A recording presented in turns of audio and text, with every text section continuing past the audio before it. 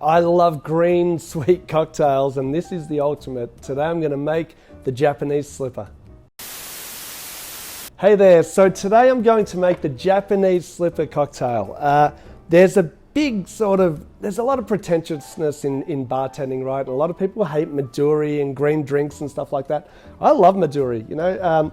This is a cocktail that many years ago when I was teaching hundreds of hospitality students, it's the one that I would get them to make as part of their cocktail making. Everybody loved it, and I'm just gonna make it for you today, okay? Really simple drink, 3 ingredients, and the first ingredient that it calls for is 30 mils of Midori, which is a green melon liqueur made in Japan by Suntory. Next up, 30 mils of Cointreau, 1 ounce.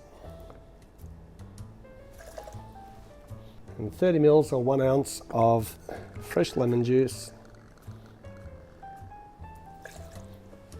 That's it. Big scoop of ice, give it a good shake.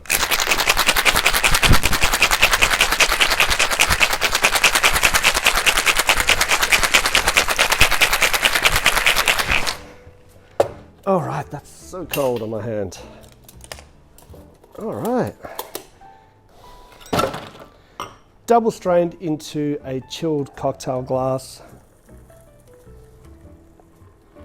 I like the Camorra because, as you can see, probably the wash line on that is a little bit too high, but I find that in our martini glasses and that it sort of sits a little bit too low because it's not a really big drink. The garnish was a Maraschino cherry, just dropped in the bottom. Japanese slipper. Now, this was created in 1984 by Jean-Paul Bourguignon at Mietta's restaurant in Melbourne.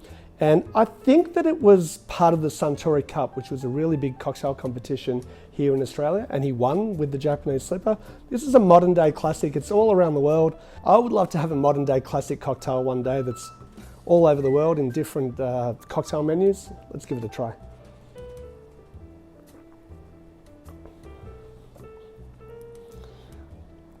Don't hate it. Like, I really like it. It's fruity, it's sour,